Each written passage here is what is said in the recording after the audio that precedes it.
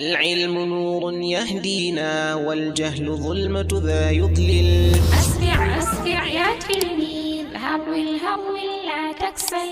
زدني علما يا ربه أنفق غيري لا أبخل.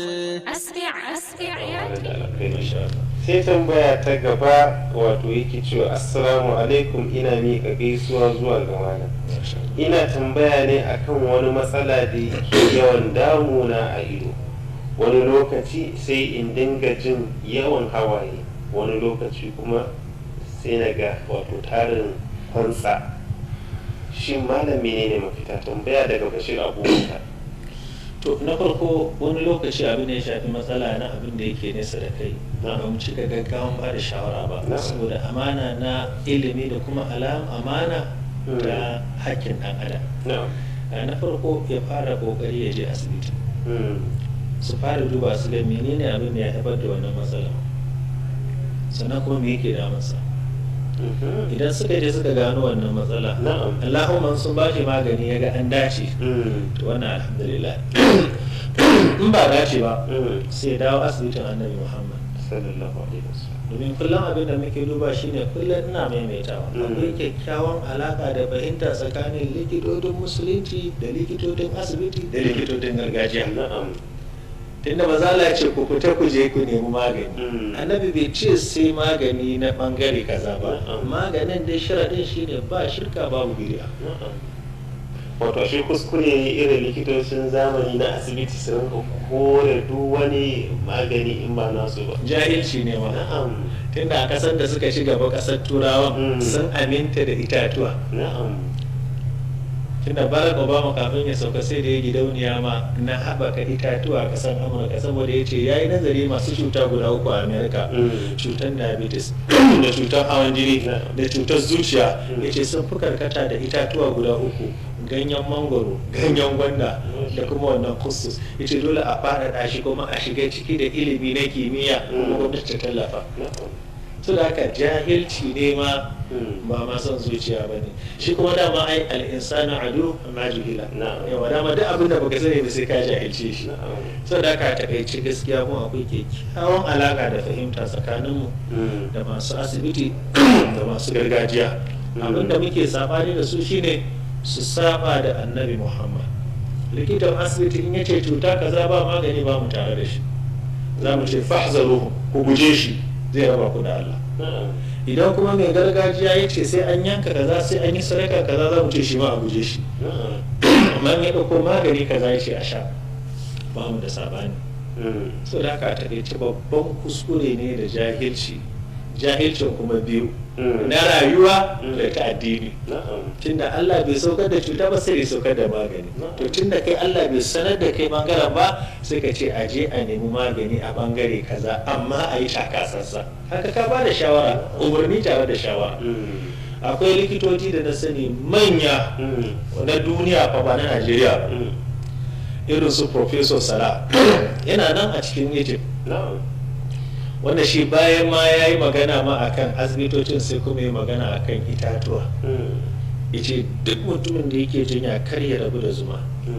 Yace shi a asibitinsa ma yana dressing da zuma. Zuma bature ya zo da ita, alkur'ani Allah ya fi shifa'un linnas. Saboda ka takaice in ya je asibiti suka yi bincike suka gano matsala, in sun ba shi magani ya warke alhamdulillah.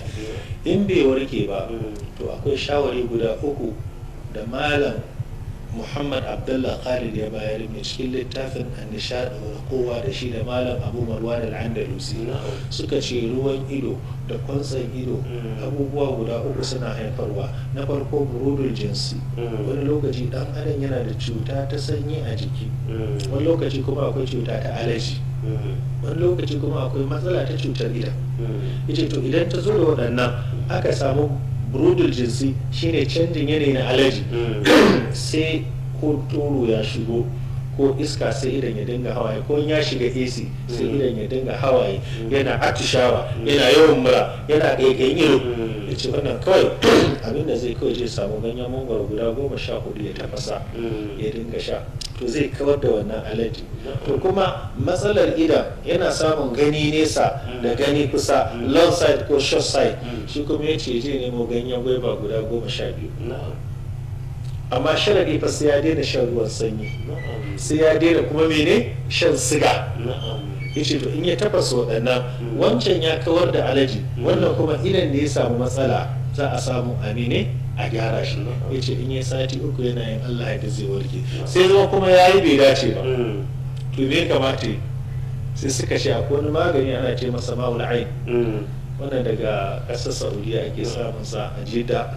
Shi kuma malamin da ke balarabe ba mugunta da bature, sai da ya faɗi abubuwan da ya haɗa mukhawwanat da ma'ul ain din ba, ingredient din da ya sai da ya faɗa.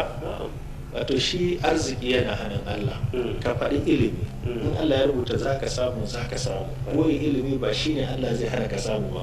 Wani magabatan da suka bayyana sun fi mu kuɗi da kwanciyar hankali.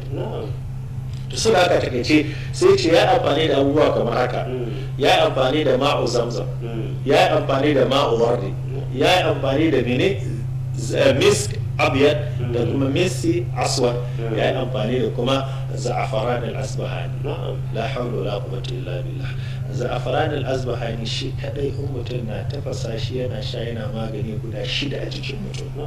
Yana maganin hakiyan ido, yana maganin ruwan ido, yana maganin hazan ido, yana maganin cutar sanyi na jiki, yana maganin cuta na kunne, mutumin da ya samu ɗaukewar ji ba tare da wani dalili ba. In aka jika za'afaran asbahani aka daga a kunne, aka ba da minti 2 aka girgiza, duk cutar da take in kunnen ba ruwa yake ban Allah da sai a buɗe. To shi ne idan shi ma idan za a daga wa'annan combination din da ya hada waje daya sai ya dauke su guda daya sai suka zama wa'ai, sai dinga digawa a ido. In aka diga sai bayan minti 5, ai na taba kawo muku mawuyi na ina babu shi. To na Sheikh Ibrahim al-Musa ne, mutumin kasar Saudiya ne. To waɗannan abubuwan da ya hada su ne ake amfani da su akan ido. Kuma gaskiya alhamdulillah hatta masu glaucoma ma Allah ya sa musu mafita sanadiyar haka. Sai dai mai glaucoma wani maganin kaɗai ba zai magani ba, sai ya hada da man habba, ya sha da safe ya sha da yamma. Allah ya samu dace. Allah ya saka. Assalamu alaikum wa rahmatullahi wa barakatuhu. Barka da zuwa tashar mu na Manar Hausa TV, tashar al'umma, tashar da ke kawo muku karatuka masu tsada akan cututtuka da magungunan su, yanda za ku haɗa magunguna da kanku ba tare da zuwa asibiti ba. Ku kasance da Manar Hausa TV don kawo ƙarshen cututtukan ku da itatuwan da ke kusa da ku. Manar Hausa TV na kawo muku karatukan malamai daban-daban kamar su Sheikh Dr. Abdulwahab Gwani Bauchi da sauransu. Kar ku mance ku danna mana subscribe domin ci gaba da kawo muku karatukan malamai daban-daban. Mun gode da kallon tashar Manar Hausa TV.